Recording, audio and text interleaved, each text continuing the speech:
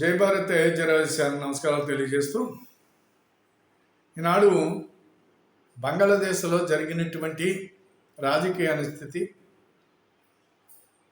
అక్కడ ఉన్నటువంటి హిందువుల మీద జరిగేటువంటి భయంకరమైనటువంటి దాడులు, హిందువుల్ని చాలా ఇబ్బందికరమైనటువంటి పరిస్థితుల్లో అక్కడ ఉన్నటువంటి ప్రభుత్వ ఉద్యోగులు ఎవరైతే ఉన్నారో ఆ ఉద్యోగులందరినీ కూడా బలవంతంగా కొట్టి రాజీనామాలు చేయిస్తున్నారు. అక్కడ నేను ఎందుకు ఈ రకమైనటువంటి ఇప్పుడు రిజర్వేషన్లు కావాలని మీరు ప్రభుత్వాన్ని అడగవలసింది, ప్రభుత్వం చెప్పవలసింది ఈ రెండాట్ల మధ్య మీకు జరగవలసినటువంటి పోరాటం మాత్రమే. ఏదైతే నిరసన దానికి సంబంధించినట్టు అక్కడ ఉన్నటువంటి హిందువులందరినీ కూడా ఇళ్ల మీద దాడి చేసి, దేవాలయాల మీద దాడి చేసి, హిందూ స్త్రీలను మనభంగాలు చేసి, అక్కడ ఉన్నటువంటి హిందూ ఉద్యోగస్తులు ఎవరైతే ఉన్నారో లక్షలాది మందిని ప్రభుత్వ బలవంతంగా రాజీనామాలు చేయించడం కార్యక్రమం ఇది. అసలు మీరు చేసే ఉద్యమానికి దీనికి సంబంధం ఏంటి? మరి ఏ రకమైనటువంటి పద్ధతిలో మీరు ఈ రోజుని అక్కడ ఉన్నటువంటి హిందువులపై దాడి చేయవలసినటువంటి పని ఏంటి? అక్కడ ఉన్నటువంటి హిందువులుగా మీరు మతం మారుతారా, ముస్లింలుగా మారుతారా, చచ్చిపోతారా అనేటువంటి అనేది అక్కడ మీరు బెదిరించటం, ఇవన్నీ చూసినట్లయితే కనుక అసలు నేను ముస్లింలని నేను ఏమడుగుతున్నాను అంటే, మీ ఖురాన్లో ఇలా రాసుందా? ఆ గ్రంథానికి ఉండే గౌరవం ఇది. ఆ గ్రంథ పఠన చేసేటువంటి మీరు ముస్లింలమని చెప్పుకుని, మేము ప్రవక్త పుత్రులమని చెప్పుకుని మీరు చేసేటువంటి కార్యక్రమాల్లో ఏదైతే మీకు ఉన్నటువంటి ఖురాన్ ఏదైతే ఉందో, ఏ మార్గదర్శనం మీకు చేస్తున్నది, మరి అది దైవత్వాన్ని, బ్రహ్మతత్వాన్ని బోధిస్తుంది అని ఎక్కడికక్కడ నినాదాలు రాస్తూ ఉంటారు. అదే కరెక్ట్ అయితే ఇలాంటి కార్యక్రమాలు ఎందుకు చేస్తారు? చెయ్యకూడదు కదా. మరి ఏ యొక్క గ్రంథాన్ని స్ఫూర్తిగా తీసుకుని మీరు మిగతా సమాజాన్ని, మీ పక్కన ఉన్న వాళ్ళని బతకనివ్వకుండా ఎందుకు చేస్తున్నారు? ప్రపంచంలో మొత్తం చూసుకున్నట్లయితే ముస్లిం దేశాల్లో ఇదే జరుగుతుంది.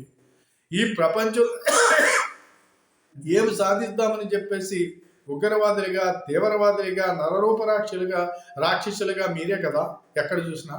ఎందుకు ఈ రకమైన కార్యక్రమాలు చేస్తున్నారు? ఏ రకమైనటువంటి మార్గదర్శనం మీరు గ్రంథాల నుంచి పొందుతున్నారో ఇది ఖచ్చితంగా మీరు సమాధానం చెప్పవలసినటువంటి అవసరం ఉందని చెప్పేసి నేను ఈ సందర్భంగా అడుగుతున్నాను. ఏమాత్రం కరెక్ట్ కాదు కదా. మానవత్వము, ప్రేమతత్వము ఇదే మతం.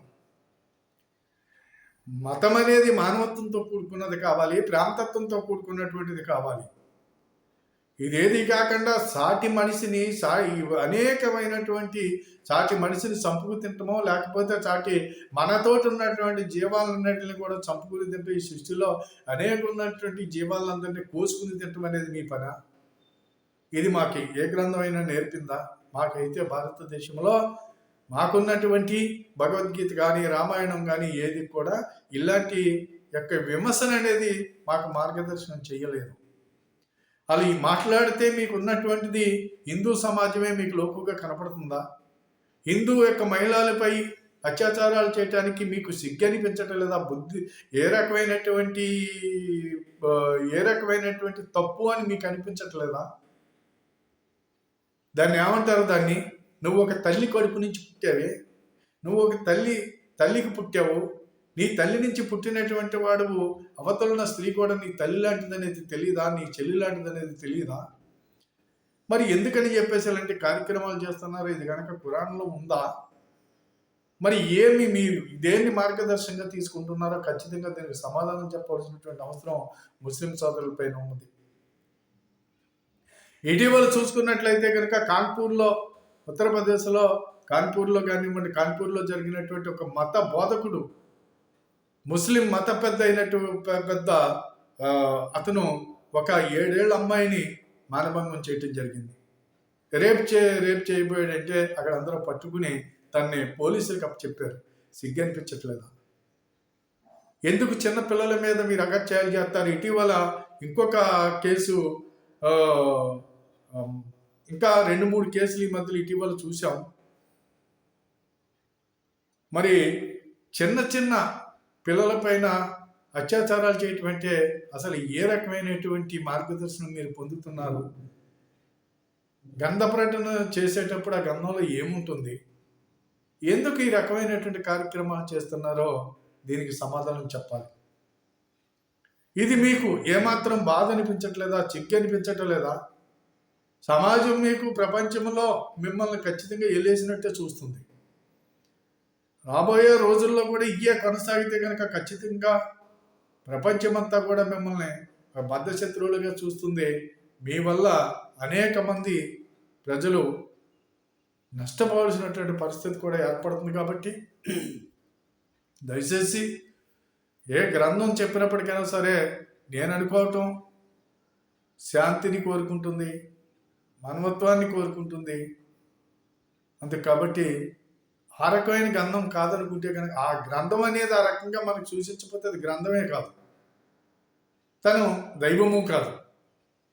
గ్రంథం మానవత్వానికి మార్గదర్శనం చేసేటువంటిది అయితేనే గ్రంథం, అది కాదు గ్రంథమే కాదు, గ్రంథం కాదని చెప్పేసి ఈ సందర్భంగా నేను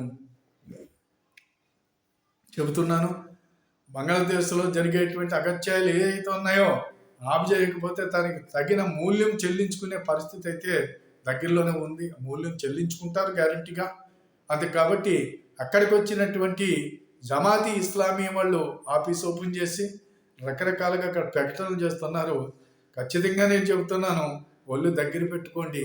మీరు మీ ఇష్టం వచ్చినట్టు రెచ్చిపోతే ప్రపంచం చూస్తూ ఊరుకోదు.